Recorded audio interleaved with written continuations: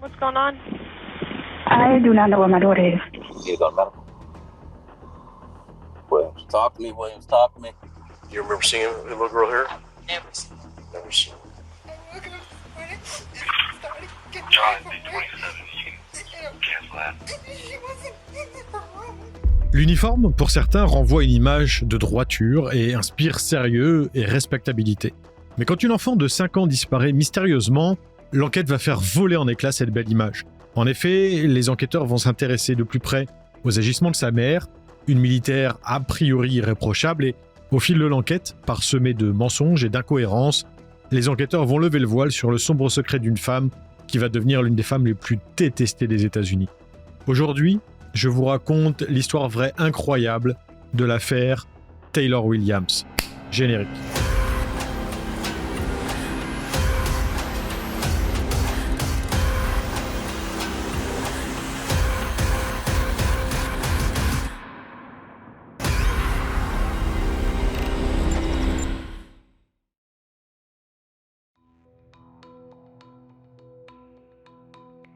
Jacksonville est aujourd'hui la ville la plus peuplée de l'État de Floride, et si ça a été rendu possible, c'est en grande partie grâce au fait qu'elle soit située à l'estuaire de la St. Johns River et de l'océan Atlantique. En effet, cet emplacement particulier a permis et même fortement accéléré le développement de toutes ces industries, rendant son économie florissante et la vie sur place très animée, notamment dans les quartiers qui bordent le fleuve. Cela dit, l'armée américaine a elle aussi joué un rôle déterminant dans tout ça, vu qu'elle a bâti 3 bases navales dans la ville, dont la Naval Air Station de Jacksonville, qui emploie à elle seule plus de 23 000 personnes. Au cours de l'année 2019, parmi cette foule de gens en uniforme qui vont et viennent sur place, il y a Brianna Shantae Williams, qui a seulement 27 ans, compte déjà 7 années de service et un parcours militaire exemplaire. La jeune femme est originaire d'Alabama, mais elle s'est engagée dans la marine à 20 ans et elle a roulé sa bosse dans différents États jusqu'à être mutée au Tactical Operations Center de Jacksonville qu'elle a rejoint au mois d'avril 2018. Plus récemment, Brianna s'est vue attribuer un poste de technicienne en système d'information ainsi qu'une promotion au grade de Petty Officer First Class, un grade équivalent à celui de quartier-maître de première classe en France. On peut donc dire qu'au niveau professionnel, tout va pour le mieux pour elle. Malheureusement, il n'en va pas de même en ce qui concerne sa santé, parce que le 12 novembre 2019, elle fait une sérieuse frayeur à son supérieur hiérarchique alors qu'ils discutent ensemble dans la voiture de ce dernier. Hey, you gotta say something. Say something.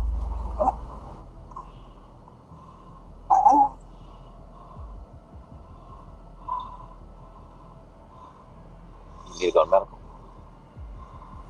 Williams, are you okay?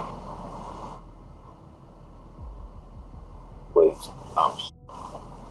you need to go to medical. You want me to take you to medical?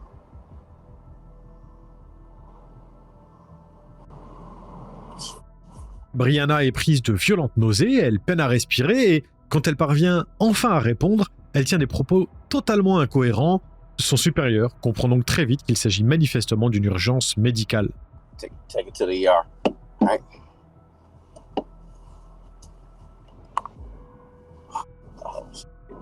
No, Williams,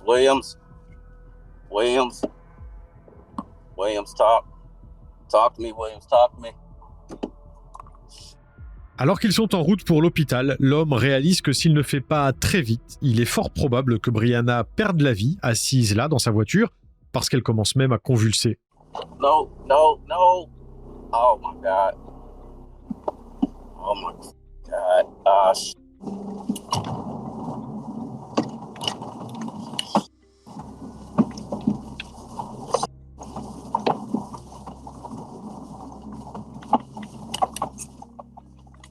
Run it. Oh.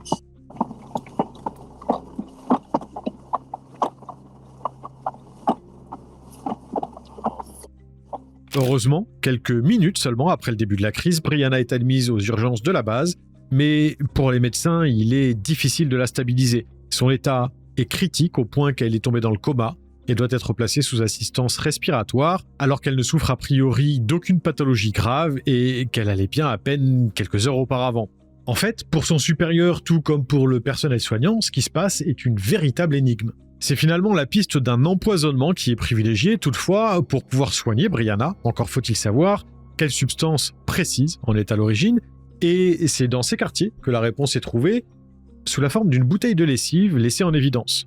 Il semblerait que la jeune femme en ait ingéré une dose massive avant de monter dans la voiture de son supérieur, une information qui, une fois livrée au médecin, leur permet de la sauver. Cela dit, elle soulève aussi pas mal de questions parce qu'il apparaît évident que si Brianna a bu du détergent volontairement, sans jamais y avoir été contrainte par une tierce personne de quelque façon que ce soit, son intention était clairement d'attenter à sa propre vie. Mais pourquoi une militaire de tout juste 27 ans à la carrière si prometteuse aurait-elle tenté de mettre fin à ses jours de cette façon ?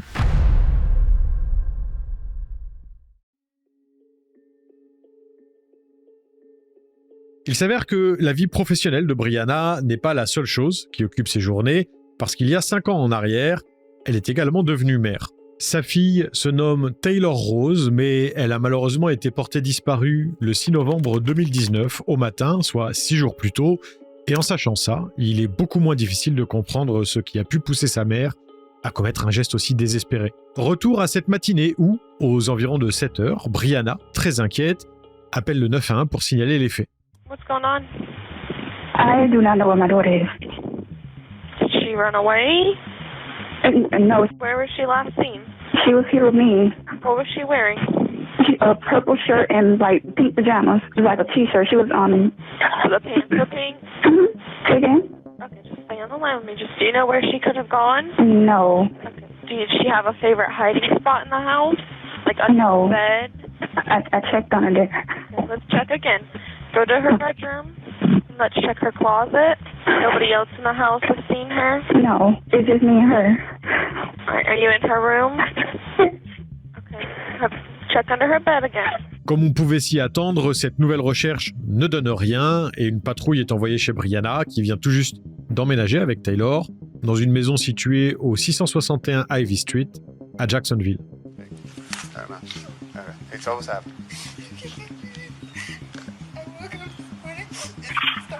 John, 27, you can cancel that. Have you had any problems with anybody? Okay. Anything unusual? Okay. Do you live by yourself? Okay. Brianna élève Taylor seule parce qu'elle est séparée de son père, Maurice Tate, un chauffeur routier assez peu présent dans la vie de leur fille, en partie parce qu'il vit toujours en Alabama. La jeune femme explique ensuite à la police qu'à son réveil, l'une des portes donnant sur l'extérieur était déverrouillée, ce qui n'est pas très rassurant, notamment parce que tout laisse à penser qu'il y a eu une intervention extérieure. En effet, quand Taylor est partie au lit, vers minuit, son comportement était totalement normal, et si on en croit sa mère, elle n'est de toute façon pas du genre à vouloir quitter la maison sans autorisation, et encore moins en plein milieu de la nuit. Okay. Show me which door was locked real quick. Or unlocked. Was it the back door? Okay.